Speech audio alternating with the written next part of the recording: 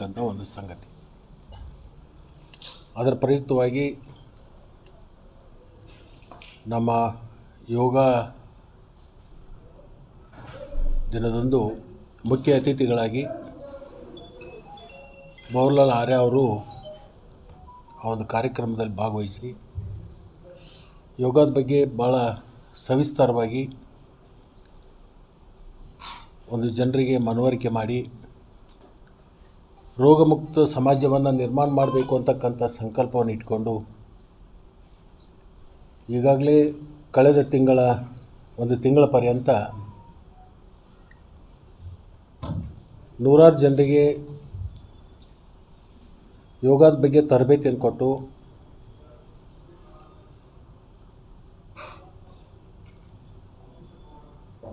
ಬಹಳಷ್ಟು ಜನ ಆ ಯೋಗ ಶಿಬಿರದಲ್ಲಿ ಭಾಗವಹಿಸಿ ಪರಿಣಿತರಾಗಿರ್ತಕ್ಕಂಥದ್ದು. ಅವರನ್ನೆಲ್ಲರೂ ಒಳಗೊಂಡು ಅಥಣಿ ತಾಲೂಕು ಸದೃಢವಾದ ಸಮಾಜವನ್ನು ಕಟ್ಟಬೇಕು, ರೋಗಮುಕ್ತ ಸಮಾಜ ಆಗಬೇಕು, ಯೋಗದಿಂದ ಸಮಾಜದಲ್ಲಿ ಒಳ್ಳೆಯ ಒಂದು ಬೆಳವಣಿಗೆ, ಒಂದು ಆರೋಗ್ಯವಂತ ಸಮಾಜ, ಅದರ ಜೊತೆಗೆ ಸಂಸ್ಕಾರ ಕೂಡ ಬರಲಿಕ್ಕೆ ಸಾಧ್ಯ ಇದೆ.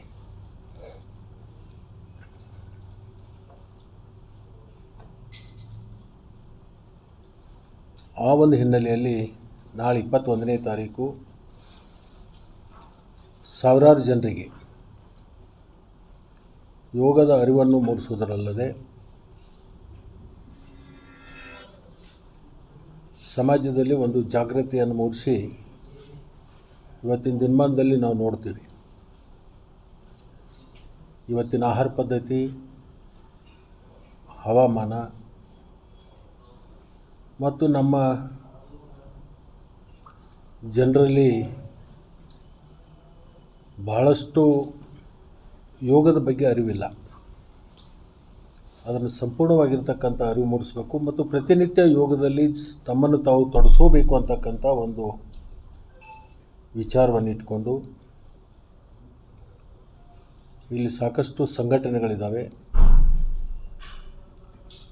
ಅವೆಲ್ಲರ ಸಂಯುಕ್ತ ಆಶ್ರಯದಲ್ಲಿ ನಾವು ಈ ಯೋಗ ದಿನವನ್ನು ಆಚರಣೆಯನ್ನು ಮಾಡ್ತಾಯಿದ್ದೀವಿ.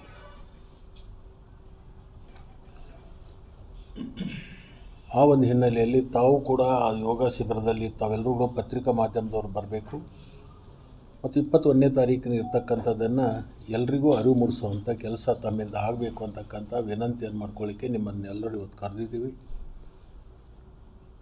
ನೀವು ಭಾಗವಹಿಸಬೇಕು, ಬೇರೆಯವರು ಭಾಗವಹಿಸಲಿಕ್ಕೆ ಪ್ರೇರಣೆಯನ್ನು ಕೊಡಬೇಕು ಅಂಥೇಳಿ ನಿಮ್ಮ ಮುಖಾಂತರ ನಾವು ಸಮಾಜಕ್ಕೆ ಒಂದು ಕರೆಯನ್ನು ಕೊಡ್ತಾಯಿದ್ದೀವಿ.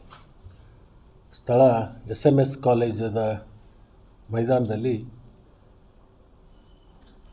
ಸುಮಾರು 3-3.5 ಸಾವಿರ ಜನರಿಗೆ ಒಂದು ಸ್ಥಳದ ಅವಕಾಶ ಇದೆ.